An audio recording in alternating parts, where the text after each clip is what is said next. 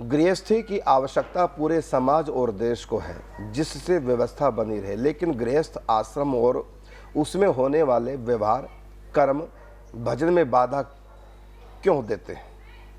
जबकि बार बार ये भी सत्संग में बात बताई जाती है कि अन्य तीनों आश्रमों का पालन पोषण गृहस्थ आश्रम से ही होते हैं। देखो, प्रश्न आपका यह है कि गृहस्थ धर्म इतना ऊंचा है कि तीन जो आश्रम हैं, ब्रह्मचर्य आश्रम और वानप्रस्थ आश्रम, संन्यास आश्रम, तीनों का पालन पोषण गृहस्थ आश्रम से होता है और इसको ऊंचा माना गया है। लेकिन ये गृहस्थ आश्रम में तो बल्कि रुकावट है भजन करने में, ये महान का ये तो बहुत बुरा हो गया, इसलिए लोग गृह छोड़कर सन्यासी बन जाते हैं। बिल्कुल सही। तो उनका कहने का मतलब है गृहस्थ तो बुरा है, बुरा है उनके मन ये तो भजन में विघ्न हो रहा है। बिल्कुल सही, आपका कहना है। लेकिन मैं कहना चाहूंगा, आप भक्ति करना सीख जाएं तब कोई भी विघ्न नहीं होता। सबसे बड़ा विघ्न तो अपने गंदे संस्कार है, अपना गंदा मन है जो भक्ति में विघ्न करता है। देखो, कोई भी लड़की किसी लड़के से प्यार करती है, उस लड़के का चिंतन करने से कोई रोक सकता है? नहीं। उनके पारिवारिक जन रोक सकता है चिंतन करने से, उनकी याद करने से? कर रही है ना उनकी भक्ति, मनी मन लगी है ना उधर, लगी है। बिल्कुल कोई कितना भी रुकावट कर, जो मर्जी हो जाए वो अपने ध्यान। हाँ, तो रुकावट तो केवल हमारा अपना मन करता है। यदि हम भीतर से मजबूत है, वो कोई भी कहीं भी रुकावट नहीं है। अरे यदि मन ठीक नहीं है तो हम चाहे सन्यासी बन जाए, वहां भी भजन नहीं होगा, क्योंकि रुकावट बाहर नहीं है भक्ति में। संसार की बातों में रुकावटें हैं बाहर, लेकिन भक्ति में, प्रेम में बाहर कोई रुकावट नहीं कर सकता। एक लड़की लड़के को कोई रोक नहीं सकता प्रेम करने से। वो कर रहे हैं, मिलने से रोक देंगे, दूर दूर रहेंगे, लेकिन एक दूसरे के नजदीक रहेंगे, भीतर से चिंतन करते रहेंगे, करते रहेंगे। यही तो भक्ति है। बिल्कुल सही। तो भक्ति में कोई भी विघ्न बाधा नहीं आती। हाँ, हम अपना स्वभाव अच्छा बना लें और साथ में हमको ज्ञान हो जाए, कर्म के सिद्धांत को जान जाए कि को न कहो सुख दुख कर दाता, निज कृत कर्म भोग सब भ्राता। और हम अपने अनुकूल सबको बनाना चाहते हैं, यही हमारी सबसे बड़ी कमजोरी है गृहस्थों की।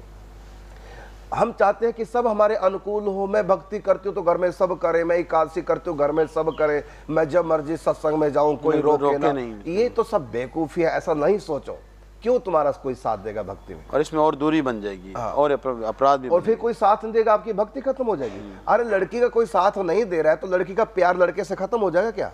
नहीं, बिल्कुल नहीं होता। हाँ, तो भक्ति प्रेम जो है परमात्मा से, इसमें कोई रुकावट कभी आती नहीं है।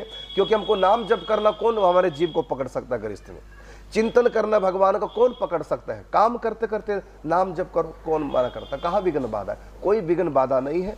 नाम जप में कोई रोक नहीं सकता और भगवान की याद करने में कोई रोक नहीं सकता। दुनिया से बड़ा विघ्न बाधा भी हमको नाम जप और चिंतन करने से, और दृढ़ता पैदा होती है कि मैंने करना ही करना है। हाँ, तो विघ्न तो केवल हमारा अज्ञान है, हमारा ये गंदे संस्कार है मन के, जो विघ्न खुद हम अपने लिए कर लेते हैं।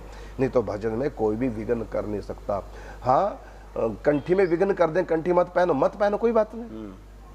तिलक लगाने में विघ्न हो जाएगा, क्योंकि ये बाहर की भक्ति है, तो बाहर वाले कहेंगे तिलक ना लगा लो। सत्संग में जाने से रोक देंगे आपको, बाहर मंदिर में जाने से रोक देंगे, पूजा करने से रोक देंगे, लेकिन नाम जप और चिंतन करने से दुनिया का कोई भी व्यक्ति आपको रोक नहीं सकता। काम करते और परमात्मा को प्राप्त करने के लिए सबसे पावरफुल तरीके दो ही हैं, उनका चिंतन और उनका नाम जाप। और घर में यदि वो नास्तिक हैं या दूसरे मत को मानने वाले हैं, कुछ नहीं करने देते, मत करो कुछ भी, तुम कलेश नहीं करोगे, बस नाम जप और चिंतन करते रहो। इतने से दो बातों से भगवान की प्राप्ति हो जाएगी। पूजा नहीं करने देते, छोड़ दो। एकादशी नहीं करने देते, भले छोड़ दो। कलेश ना करो, क्योंकि कलेश करोगे भक्ति खराब हो जाएगी सारी। चिंतन के लाके भी नहीं रहोगे।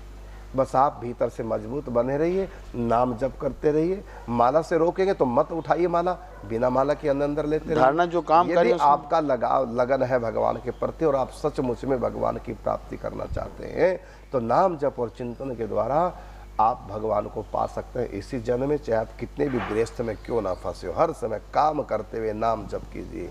हरि नाम जपते जपते सब काम करना सीखो, मन को मिले आराम, थोड़ा ध्यान करना सीखो।